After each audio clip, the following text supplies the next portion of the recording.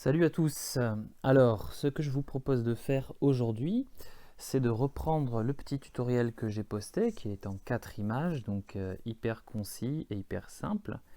Le but ici, c'est de le reprendre en vidéo pour analyser chaque étape et puis peut-être un peu mieux comprendre. Alors, le départ, c'est bien évidemment de faire un croquis. Moi, j'utilise le crayon 6B. On fait le croquis sur un nouveau calque, sur lequel on peut placer euh, bah, notre feuille. Alors, moi j'aime bien faire la feuille enroulée. Pourquoi? Parce qu'elle propose des zones d'ombre et des zones de lumière. Donc, la shape sera à peu près comme ça. Hop, je place mon enroulement. Oh là là, comment je suis parti. Bon, bref, voilà, hop, on va dire que ça c'est ma plante, le croquis de ma plante. Et j'ai bien fait de faire un croquis parce que, voilà, j'avais des intentions particulières. Ok, donc ce croquis va nous proposer une zone d'ombre dessous, une zone d'ombre dans l'enroulement et une zone d'ombre juste au-dessous ici. Alors, je crée un nouveau calque.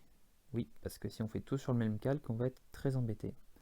Après avoir créé mon nouveau calque, je peux diminuer l'opacité du calque numéro 2 en cliquant sur le petit N et en réduisant l'opacité. Ça va être plus pratique pour ensuite dessiner sur le calque numéro 3 et ne pas être gêné par le croquis.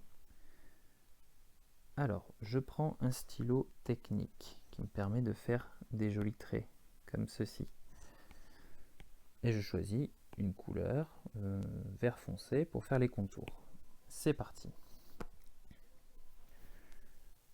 Donc vous vous assurez d'être bien placé sur le calque numéro 3 ou numéro 2, peu importe celui que vous avez mis au-dessus, et sur lequel il n'y a rien. Et vous réalisez votre dessin. Peut-être que vous avez eu l'idée de faire une feuille moins embêtante à réaliser, c'est-à-dire une feuille comme ça par exemple, ce serait vachement moins embêtant.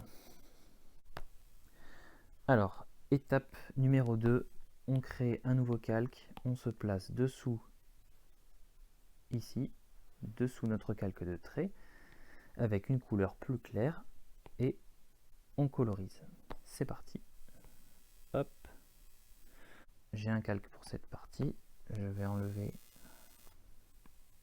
ce qui est dessous. Voilà, mon premier calque, c'est juste la partie qui va être dessus, le dessus de la feuille. Deuxième calque. Hop. Avec, on peut faire avec la même couleur, hein, il n'y a pas de problème. Vous allez voir pourquoi on a fait différents calques. Je colorie ma feuille. Voilà, ok. Donc maintenant, si on regarde bien mon dessin, j'ai un calque qui comprend, le calque numéro 4 qui comprend la partie supérieure de la feuille, et mon calque numéro 5 qui comprend les parties qui vont potentiellement être dans l'ombre.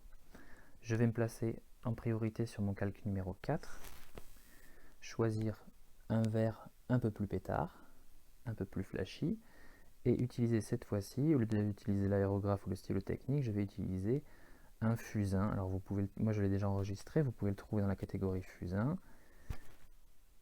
Sélectionnez, moi j'aime bien le 2B, ça c'est un goût personnel, vous pouvez prendre ce que vous voulez. Ce qui nous intéresse, c'est qu'il ait de la texture, et on peut faire varier sa taille à cet endroit. Voilà, on prend une taille pas trop petite, pas trop gigantesque. On vérifie qu'on soit bien sur le calque, voilà, mon calque numéro 4, et j'en applique là où la lumière doit arriver. Alors, le problème, c'est que si je fais ça, voilà, le problème, c'est que ça déborde. Nous, ce qu'on veut, c'est qu'on puisse étaler de la peinture partout sans que ça déborde. Pour ça, c'est très simple. On va dans nos calques, je me place sur le calque numéro 4, petit plus pour ajouter un calque qui s'appelle chez moi calque numéro 6, et je vais cliquer dessus et dire que c'est un masque d'écrêtage. Il y a alors une petite flèche qui se forme et qui pointe vers le calque du dessous. Ça veut dire que tout ce que je vais dessiner sur le calque numéro 6 ne pourra être dessiné que sur la partie qui est coloriée du calque numéro 4. Vous allez voir ça tout de suite. je reprends donc mon pinceau fusain 2B. Et là, si je trace un trait n'importe comment, ça ne s'applique que sur le calque où je veux appliquer ma couleur, ce qui est parfait pour nous. Donc on ne va pas bourriner comme ça, on va en mettre avec parcimonie sur le dessus, voilà. Parcimonie, ça veut dire qu'on n'est pas des gros bourrins. Voilà, là c'est beau. On va en mettre aussi un petit peu sur le calque numéro 5, donc je vous laisse rajouter un nouveau calque au-dessus du calque numéro 5 qui sera aussi avec un masque d'écrêtage. Voilà. Ici, la lumière, elle vient plutôt de cet endroit. Voilà, donc je peux appliquer ma couleur tranquillement, sans déborder, puisque c'est automatique. Je n'en mets pas dans le creux, dans le haut de ce calque, parce que là, on va mettre des zones d'ombre. Je prends donc du vert foncé que je vais appliquer. Voilà, vous voyez, ça ne déborde pas sur la partie supérieure de la feuille, parce qu'il y a un masque d'écrêtage qui me permet de ne pas déborder. Donc pareil, tout d'abord on en met avec parcimonie de l'ombre. Voilà, et on va l'intensifier au niveau de la courbure.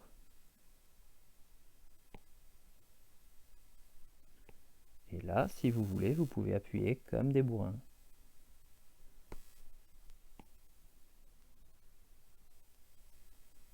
Voilà, ce qui est intéressant, c'est d'avoir des ombres assez marquées quand même. Mais qui se fondent bien avec le reste. Donc, à la liaison des couleurs, je n'appuie pas trop fort. J'y vais tranquillement. Le petit repli que voici, on lui met aussi de l'ombre. Voilà. Lui, il n'est pas très important, il est petit dans mon dessin, on ne le voit pas. Donc voilà.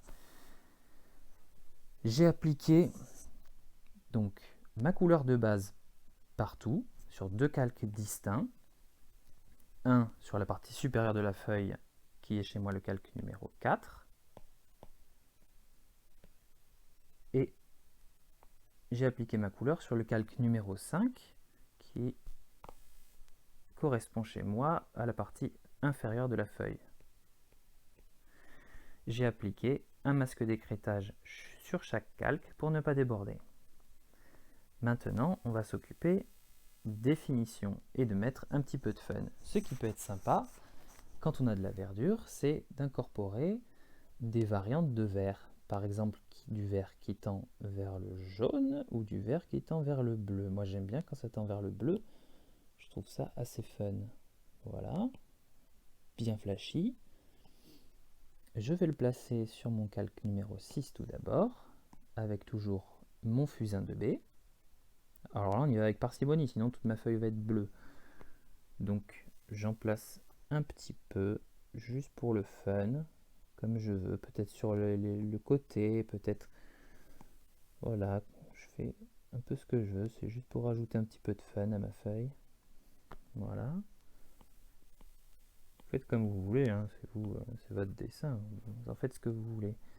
Et j'ai envie d'en appliquer aussi un petit peu. Tiens, je vais changer de couleur. Qu'est-ce qu'on pourrait appliquer? Un peu de orange. Je ne sais pas ce que ça va donner. Ça va peut-être être très chelou. Sur mon calque numéro 7, qui est masque d'écrêtage du calque numéro 5. Hop. Allez, je vais en mettre un petit peu à la liaison de l'ombre. Ici. Un petit peu sur le bord de ma feuille. Voilà. Et puis tiens, on va rajouter un petit peu de ça. Alors ça, qu'on se le dise, ce jeu de couleurs, c'est juste pour le fun, quoi. Ça ne sert pas le tuto qu'on est en train de faire. C'est juste un peu de fun en plus. Voilà. Hop. C'est toujours sympa de rajouter un peu de couleur. Ok, maintenant ce qu'on peut faire, c'est faire des rehauts au niveau des lumières, des zones de lumière. Donc, sur mon masque d'écrêtage numéro 6, je peux reprendre mon vert clair et cette fois-ci le faire tendre vers le blanc à fond. je reprends ma dureté 2B et je vais éclaircir l'endroit d'où provient la lumière, c'est-à-dire voilà, au-dessus. Alors, je peux le faire en mode bourrin, c'est-à-dire faire vraiment une touche de blanc comme ça. C'est comme vous voulez. Ce qu'on peut faire, c'est aussi en appliquer avec parcimonie un petit peu sur les bords, un petit peu au-dessus, et intensifier juste en un point. Voilà. Et je peux faire pareil sur mon calque d'écrêtage numéro 7. Je peux le placer. Alors ma lumière, si c'est éclairé plus vers le bas, je peux voilà, faire une tache de lumière. Et pareil, l'intensifier en un point. Voilà. Je peux faire sur les bords des rehauts de blanc.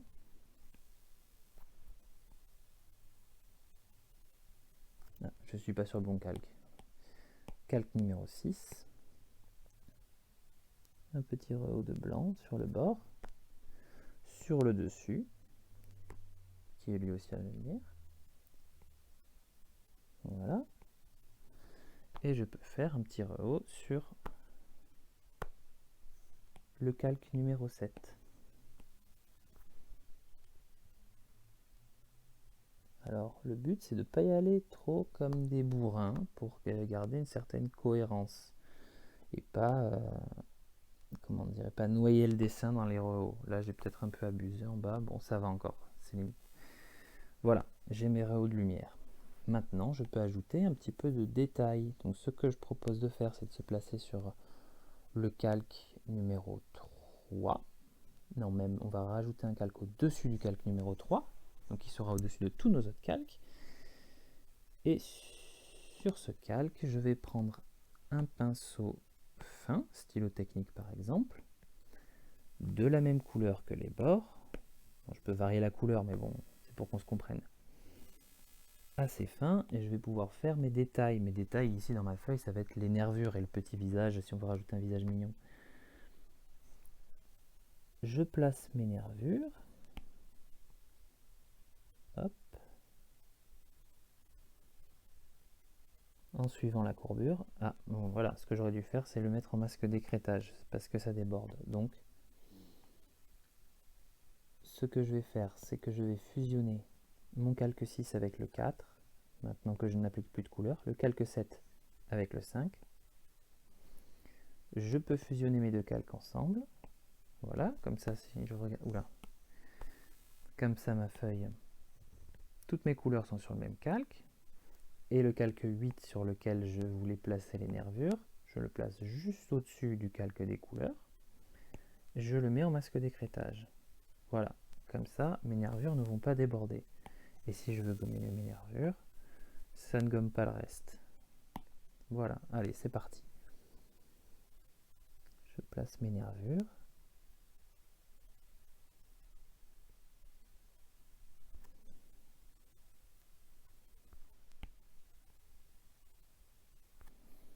Voilà, et je peux en placer également sur la partie inférieure de la feuille. Vous n'êtes pas obligé d'en placer partout, ça c'est vous qui jugez, hein. C'est votre dessin. Moi je vous partage mes petites techniques,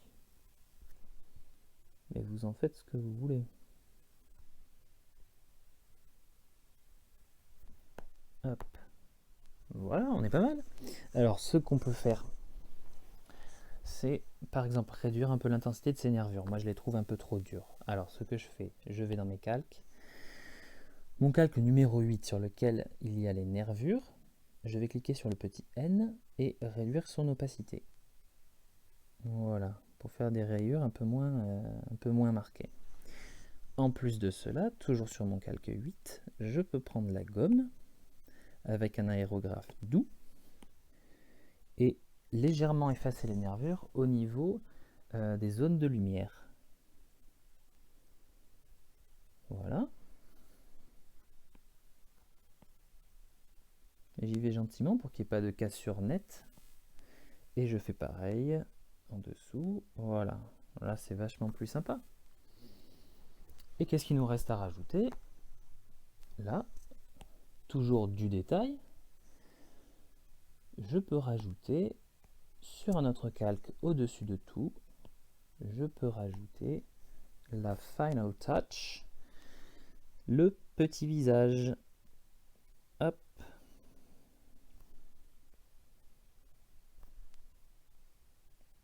Ça c'est hyper important, hein. Je dirais que c'est le plus important du tuto, c'est de rajouter ce petit visage mignon.